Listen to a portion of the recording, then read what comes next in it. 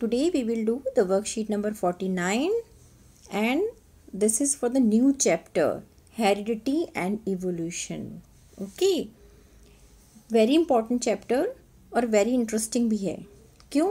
क्योंकि इससे हम जानेंगे कि कैसे करेक्टर्स पेरेंट्स से ऑफस्प्रिंग में ट्रांसमिट होते हैं और क्या वो चीज़ है जो करेक्टर्स को ट्रांसमिट करती है. ओके बेटा, तो फर्स्ट हम डेफिनेशन देख लेते हैं हेरिडिटी की. हेरिडिटी वास्तव में है क्या? Transmission of traits and characteristics from one generation to the other और from parent to the offspring. Characters का ट्रांसमिशन जो होता है पेरेंट से ऑफस्प्रिंग में, तो that is called heredity.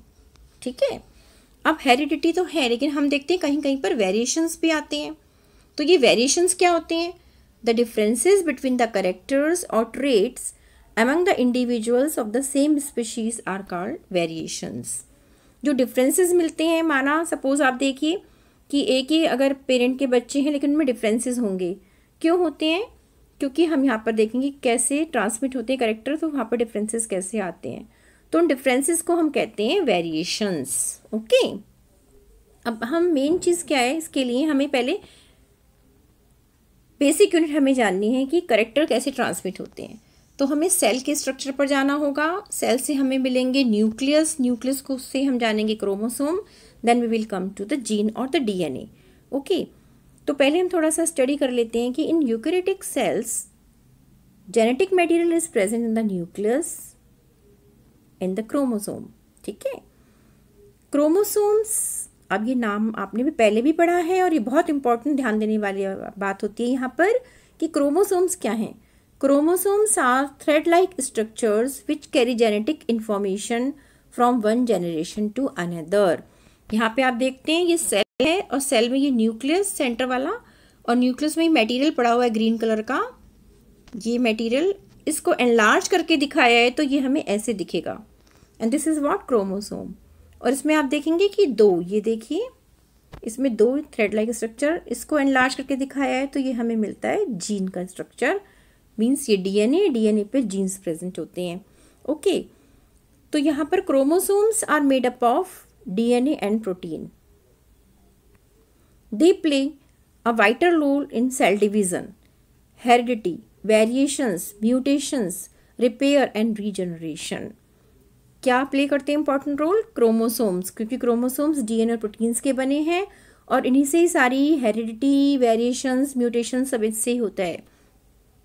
DNA की अगर हम देखें फुल फॉर्म, क्योंकि DNA very important, DNA, here the D stand for deoxy, deoxy, N for deoxyribo is D nucleic acid, N A is for nucleic acid. So deoxyribo, deoxyribo, क्योंकि ribo sugar है इसलिए deoxyribo nucleic acid.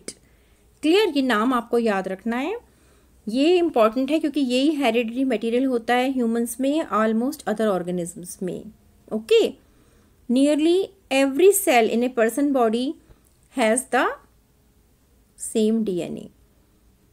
Most DNA is located in the cell nucleus where it is called nuclear DNA, but a small amount of DNA can also be found in the mitochondria.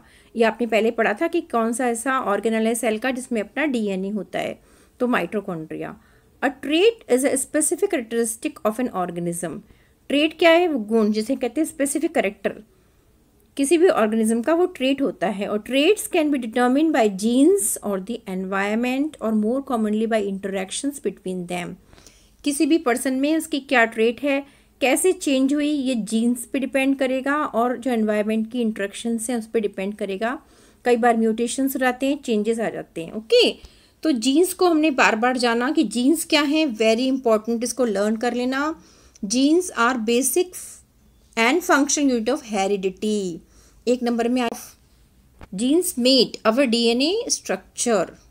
Okay, genes क्योंकि proteinaceous हैं वो हमारे DNA structure को बनाती हैं. Humans have 2 copies of each gene known as allele. ये allele भी term याद रखनी है, एक तो gene, GENES, genes, and alleles, ALLELE, ये आपको एलील्स और जीन्स दोनों याद रखने. इसमें डिफरेंस करने के लिए आ जाता है तो जीन्स और एलील्स में क्या डिफरेंस है? Alleles of a gene are responsible for the variations and uniqueness of each individual. The different variations of a particular gene are known as allele.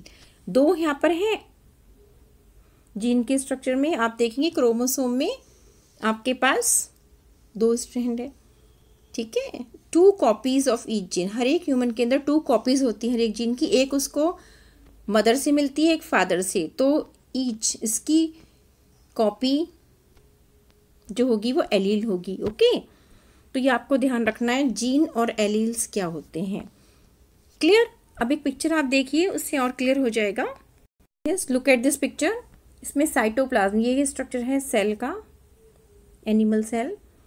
इसमें देखो सेंटर में ये न्यूक्लियस दिखाया है, इतना कलरफुल स्ट्रक्चर है। Endoplasmic reticulum and all organelles, mitochondria, Golgi body etcetera are present. This is what all this is cytoplasm and the center it is nucleus. If we see another structure of this, then we can recognize the chromosomes there. Here you see enlarged view of it, nuclear membrane, and this ये thread like structure जो सारा पड़ा हुआ है, this is what you can recognize it from the structure. This is chromosomes. Now chromosomes have their own, this is DNA, ये एक strand है, दूसरा स्ट्रैंड क्रोमोसोम का, और ये आप देखेंगे डीएनए स्ट्रैंड, और डीएनए के ऊपर यहाँ पर जीन्स होते हैं जो करेक्टर्स को कैरी करते हैं। हर एक पर्टिकुलर करेक्टर के लिए एक पर्टिकुलर जीन होती है और साथ में उसका एलील, क्योंकि एक मदर से और एक फादर से 2 स्ट्रैंड हैं, दोनों इस तरह से वेरिएशंस को लाते हैं।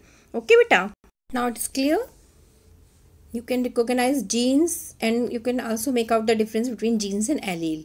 ओके, और ट्रेट्स पे आपको समझ आ गया है।